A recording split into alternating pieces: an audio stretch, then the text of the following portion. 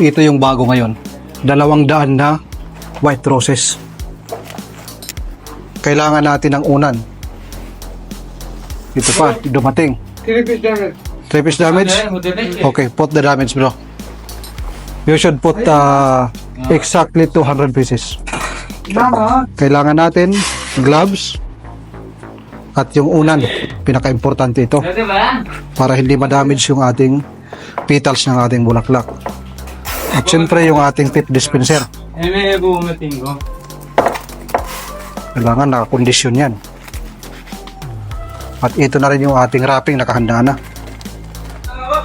Hindi ko na mapatagalin. Sisimulan na natin. Ang sukat ng ating rosas 60 cm. Sundan mo lang ang ating ginagawa. Siguradong tiyak ikaw ay magkakaroon ng idea sa paggawa ng bulaklak. Hindi lang basta bulaklak or bouquet ang ating ginagawa. Ang ating mga ginagawa ay mga naglalakihang bouquet.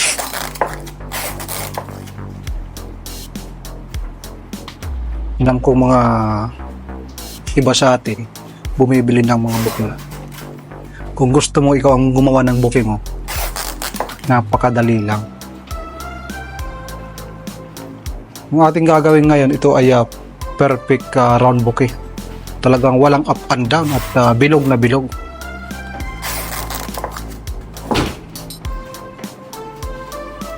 Habang ako'y gumagawa ng arrangement sa foam, ito yung floral foam. Ito yung baby rose na Royce variety. Mayroong sumingit na customer, 200 piraso. Kaya naman uunahin natin yung mas malaki. Sayang pag nawala, di ba?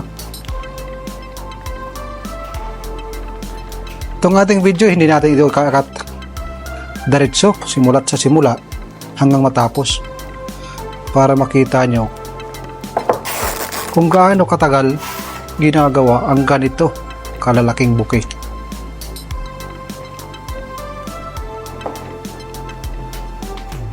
Kahit hindi ko nakikita dito, ini-imagine ko na lang yan.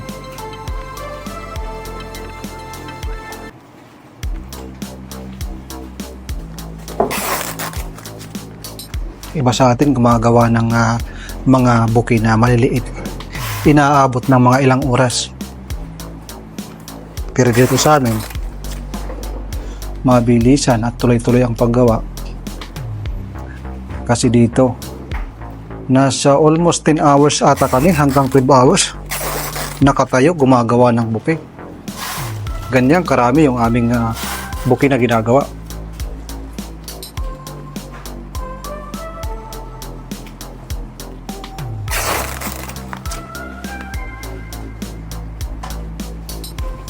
Ang trabahong ito ay napakaganda. Kaya kung ikaw ay may lakas loob magkaroon ng magandang trabaho katulad ng ating ginagawa, ito ay in demand sa abroad. Kahit i-search nyo sa Google, sa Facebook at iba pang mga application, makikita nyo napakaraming hiring kapunta sa ibang bansa, lalo na pagdating sa Middle East. Pagdating naman sa sahod, maganda ang bigayan. Nadepende na lang sa iyo kung marunong kang sumagot at maganda ang iyong performance sa actual training o actual na paggawa. Siyempre, bago ka i-hire, kailangan gumawa ka. At yung makita nila na maganda ang iyong ginawa at maganda yung kinalabasan, lalo na pagdating sa interview, marunong kang sumagot sa mga pangalan, malaki ang posible na mas malaki ang sahod. Lipat naman tayo doon sa mga bumibili ng bulaklak. Sa mga bumibili ng bulaklak, advice ko sa inyo, yung mga florist, ito yung pinaka-advice ko sa inyo. Huwag niyong susungitan ng mga florist. Ano kung bakit? Itong trabahong ito ay it's a kind of arts. Habang ginagawa, yung utak ng isang florista katulad po ay nagtatrabaho yan. Paano papagandahin, paano yung design. Kasi depende yan sa baluktot ng rosas. Katulad nito, pabaluktot. Tataob yan. Kasi pag papunta sa labas, magiging pangit. Yan, punta tayo doon sa pagbili ng bulaklak. Kayong mga bibili ng bulaklak, sinasabi ko sa inyo, wag niyong susungitan yung mga florist o mga nagbibinda ng bulaklak. Lalo na kung ikaw ay magpapakustomize, ikaw ay gagawa, huwag mong sungitan. Kasi maaaring ang iyong bouquet ang iyong bouquet na bibilhin ay hindi maganda yung pagkagawa. So instead na sungitan mo, ibiganin mo, kausapin mo, para yung florist ay mag-advise sa iyo na magandang arrangement, magandang kulay at mas lalong maging creativity ang kanyang isipan. Ganon yun. Kahit hindi ka na magbigay ng tip. Sabi nga namin, mas maganda na yung magsabi ka ng thank you kaysa magbigay ng tip. Pero kung magbibigay ka ng tip, mas malaking yun. Alam mo na, bilang isang trabahante at kapuspalad, ganun talaga. Pero hindi natin ini-expect yung mga ganun. Ako'y nag-a-advise ho lang para mas magandang bouquet ang iyong mabili at fresh na bulaklak ang bibigay sa iyo.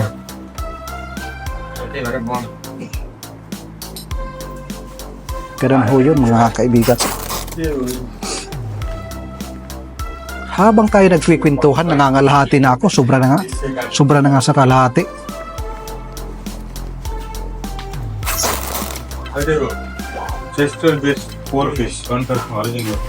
Ito kanina ay black wrapping. Tapos biglang nag-iba yung ihip ng hangin. Sabi ng customer, mas gusto ko yung puti. Puti na ang wrapping nito. Kaya ang wrapping nito ay white triangle wrapping.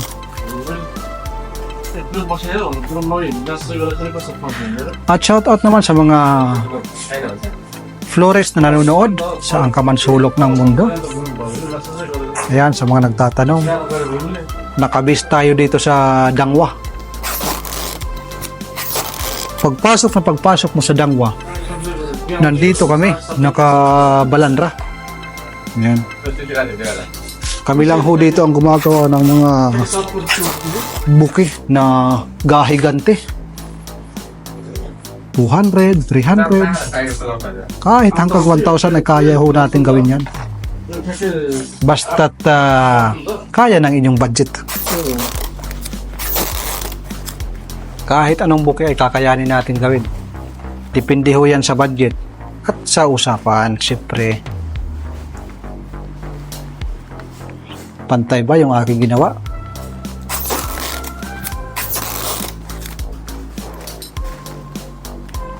Napaka-eleganting tingnan, no? Puting-puti, 60 cm yung haba ng stem. Tapos sarapingan natin ng white with the rope ribbons. Rope ang gagamitin natin para maging aesthetic yung kanyang kalabasan.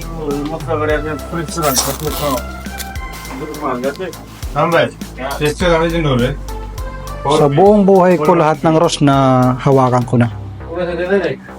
Halos lahat, hindi lahat pala. Halos lahat. Mga garden rose.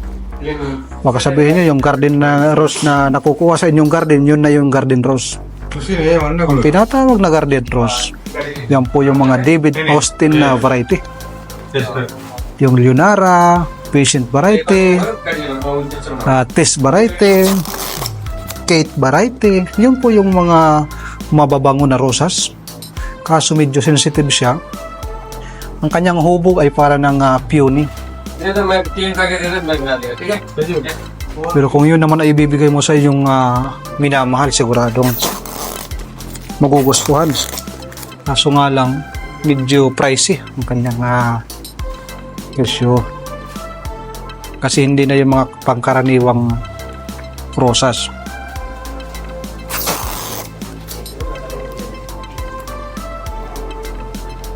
Sabihin nila, round lang naman ang ginagawa mo, napakadali lang yan. Para sa inyong kalaman, kung ikaw ay wala pa sa experience gumawa ng ganito kalalaking bouquet, ay bibilog ho ito. At mahina ang iyong tansya, bibilog ho po yan. Dapat nasa tama yung paghawak. Tingnan nyo naman, yung aking paghawak ay nasa dulo na. Kasi kung hahawak kayo dyan sa pinaka unahan or sa dito sa kalahati, bibilog ho yan.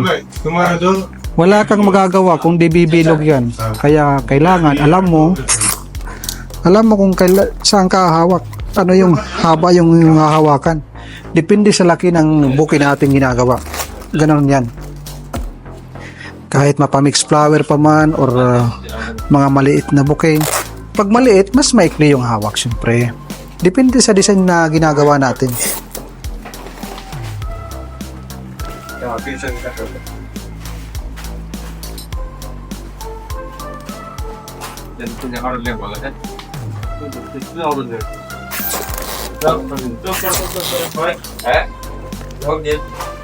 Para pala sa mga napadaan sa ating YouTube channel, lahat na magsusubscribe sa akin, bibigyan ko tag-iisang bouquet na ganito kalaki. Biro lang. Magsabihin nyo, hindi totoo mabibigay ako. Mahirap talaga bigyan, lalong hindi ko alam yung mga location. Kailangan i-comment nyo yung inyong location. Baka sakaling mayroong kakatok at magbibigay ng bouquet. Galing na pala dito kay Florian ng Bubbles.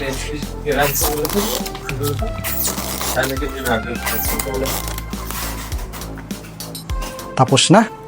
Magkwentuhan lang tayo. Mayroon na tayo napakalaking bouquet.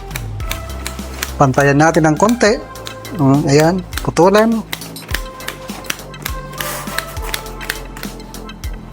Kailangan marunong ka niyan. At ito na yung pagraraping. Sinasabi ko sa inyo, kung gusto mong matuto gumawa ng bouquet, tumambay ka lang sa akin. Sasamahan kita hanggat magkaroon ka ng trabaho sa pagiging isang florist. Ito na. Ito yung tip na matibay. Tibay yan. Dito sa kalahati, tatali natin para hindi lumaylay. Hindi gumanon.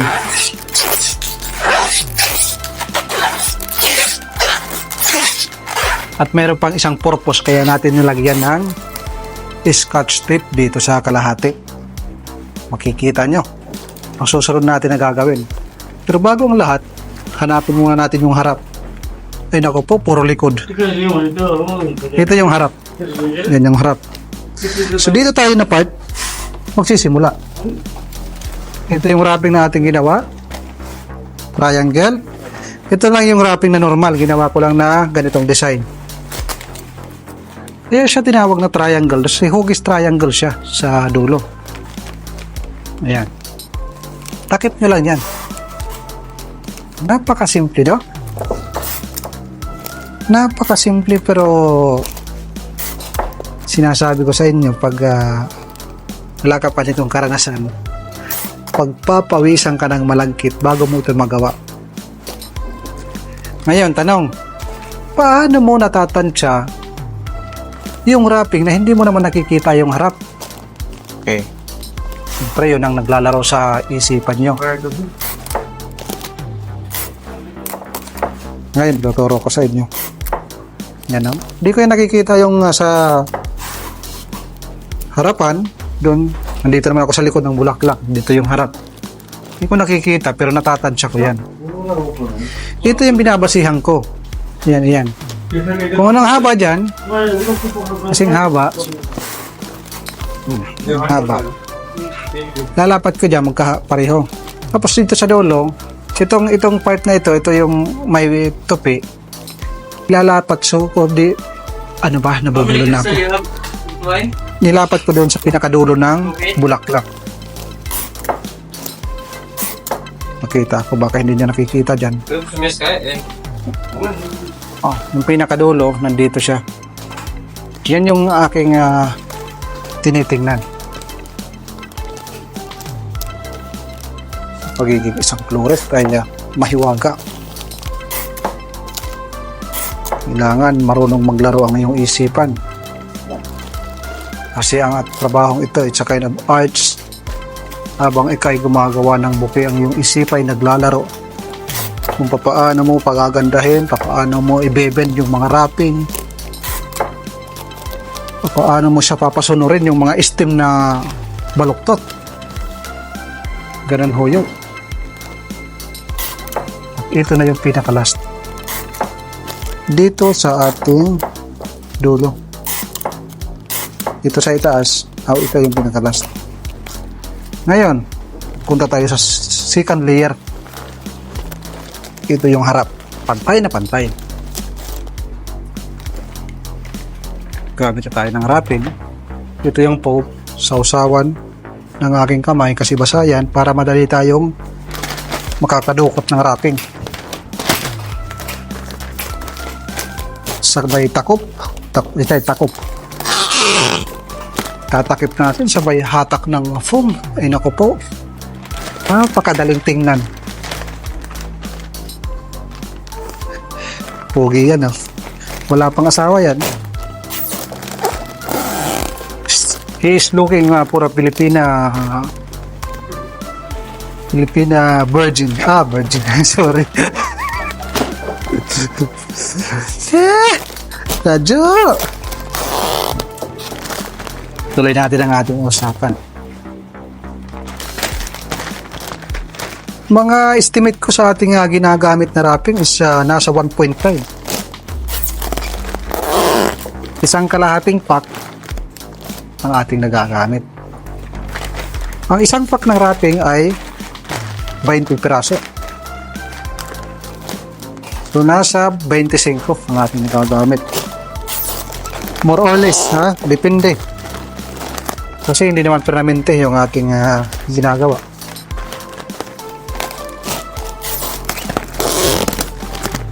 Napaka-astig nito. Pag ito yung bibigay mo sa jowa mo o sa asawa mo. At para sa may mga asawa dyan, huwag kayong makakalimot magbigay ng bulaklak. Hindi lang sa jowa magbibigay ng bulaklak. Kasi minsan pag jowa, doon na nagbibigay ng bulaklak. Pag nag-asawa na, wala na. Hindi maganda ho yan. Ang nanay ng ating mga anak at ang ating kinakasama araw-araw, yan po ay napaka-importante. Bigyan natin ng importansya. Pasayahin natin, bigyan natin ng chocolate, bigyan ng bulaklak, kahit isa lang. Maramdaman nila na mahal natin sila at yung importansya, siyempre. Pag yung kamao ibigay mo, masakit yun. Ito yung pangatlong layer. Sa likod at sa harap. Ito yung harap. Ngayon, ang next nating ilalagay yung kanyang buntot or yung kanyang paa dito para mag-balance yung ating buke. Mahirap naman na may ulo, walang paa. Yan, dito na yan. Ito yung ulo. Kung gaano kahaba yung ating buke, kailangan yung haba ng ating sa may paa, medyo mahaba rin pag mas malaki.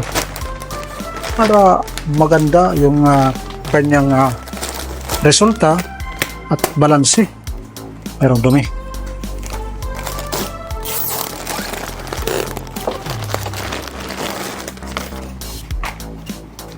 Napakadali lang gumawa, di ba?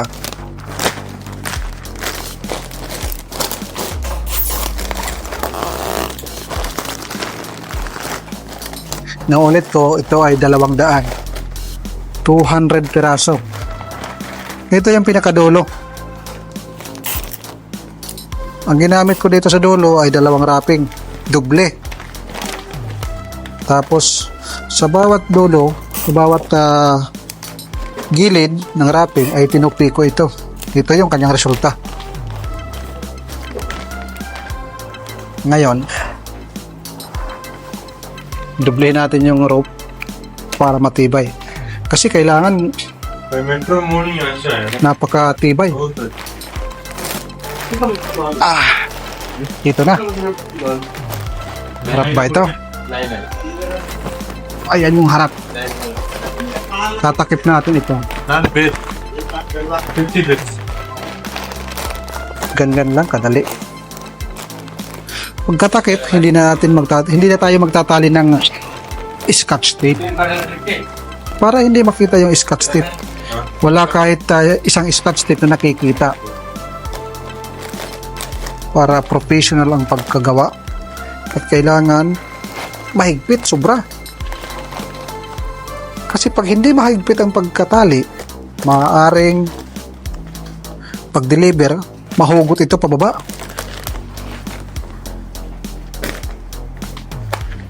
Yan. Ito naman yung ating ribbon na gagawin. Kailangan doble. Siguro sa 7 na doble. Napakasimple lang ng ating gagawin. Gawa lang tayo ng parang ribbon. Ganon. Ganyan. Didikit natin dito. Sabay tali. Ganyan lang ho kadali.